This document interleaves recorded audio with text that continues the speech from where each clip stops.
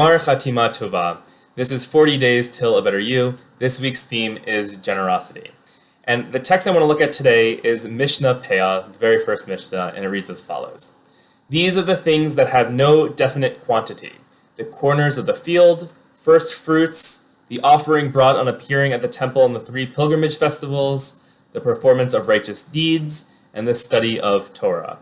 And it goes on and says, the following are the things for which a person enjoys the fruits in this world, while the principle remains for him in the world to come: honoring one's father and mother, the performance of righteous deeds, and the making of peace between a person and his friend, and the study of Torah is equal to them all. The two ideas that are expressed in this Mishnah, they're similar one to the other, but the first list is, you might ask the question, okay, when you are fulfilling the mitzvot, what is the quantity of grape juice you need to drink when you are saying Kiddush? How tall does your sukkah need to be? What is the quantity here? How much matzah do you need to eat on Passover? There are some things that we are told to do and that doesn't give a quantity for it. There's no limit on it. So for example, we are told that when we have crops, when we have a field, we should leave the corner for the poor, and they can go glean, they can go reap whatever fruit they might need. How much should you do? The Torah doesn't say, and the rabbis say that the more, the better, and of course there's room to be generous with your peah, with the corners of your field.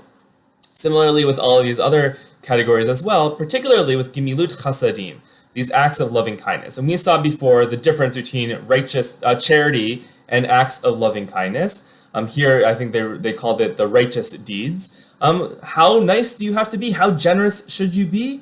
And the Torah doesn't really define that. And I got that question on the Friday 40 days when we discussed it, the discussion in the morning. Someone asked, well, which is better, to give $25 or really $18 or $36? Right? There's no measure on this, and of course, the more generous it is. The other piece of this Mishnah gets to the reward of all of the commandments. And there are some commandments that we do, and the rewards are only in the world to come. These is a list of those that we have a reward now, but the principle, the big return on our investment, happens in the world to come. And again in this list, we find gimilut chasadim, these acts of loving kindness. And I think there's something true about doing something kind for other people. Sometimes we do it and we feel good about it in this moment, but the real benefit for it, the rabbis imagine, is in the world to come.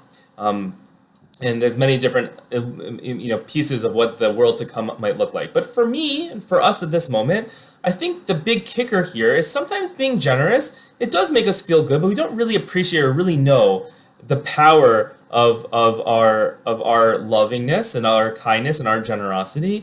And sometimes we have to trust that, you know what, the big rewards are happening at some later time.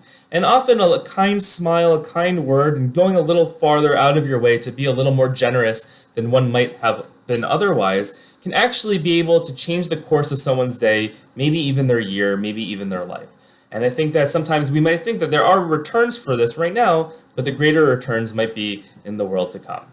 As we are preparing for Yom Kippur, take the opportunity to think about your own limits and levels of generosity. In what ways can you do more, and should you do more? And in what ways might we be saying we shouldn't be doing it for the reward, but rather with this, the reward that might come in the world to come, or what might be down the road from us now. There are 7 days till Yom Kippur, 8 days till a better you. Let's make every day count.